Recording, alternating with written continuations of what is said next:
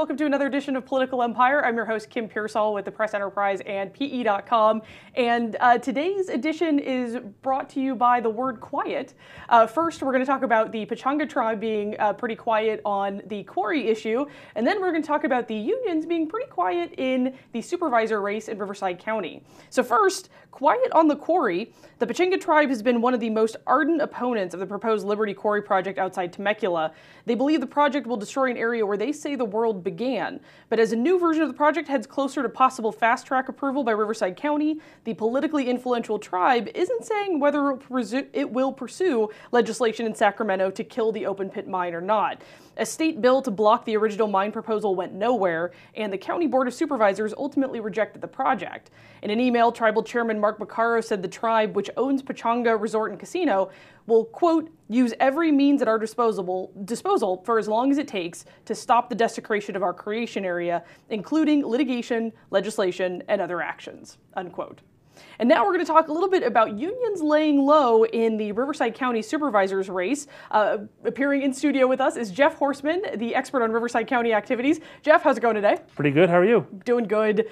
So tell us a little bit about this, because Riverside County's public employee union spent heavily to back District 1 supervisor candidate Mike Subaru in the primary. Unfortunately for them, Subaru finished third in a three-man race. So that sets up a November runoff between incumbent Bob Buster and challenger Kevin Jeffries. So what's been going on, and why are the unions laying low now? Well, I think they're laying low. First of all, like you said, they spent heavily and did a lot of volunteering for Mike Subaru, and he finished third by less than 1,000 votes behind Kevin Jeffries. And unfortunately for Subaru, that means that Jeffries and Buster go to the November 6th runoff. And that was a fairly big setback for the unions, because not only because of all the time and money they invested in Subaru, but also because they really don't like Bob Buster. They felt he was unfair. He vilified them during the whole pension debate.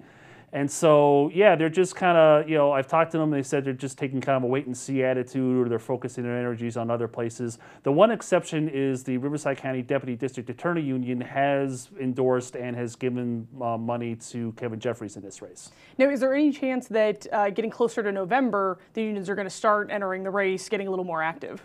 I'm not really sure, because for the most part, they're caught between a rock and a hard place. On the one hand, they're not going to turn around and back Bob Buster after they made it so incredibly clear that they don't want to see him reelected. On the other hand, Kevin Jeffries is a Republican from Lake Elsinore. He's run as kind of a conservative fiscal watchdog type of guy, and it's hard to see him all of a sudden, slowing the brakes on further pension changes or being that friendly to what is traditionally, public employee unions traditionally back Democrats. And so it's hard to see him being a favorite candidate for them. Well, Jeff, thanks so much for stopping by. It sounds like a lot of money spent for naught, at least in that race. Thanks so much for the update, and thanks to you for watching yet another edition of Political Empire. We'll see you tomorrow with all the latest on what's going on politically in the Inland Empire.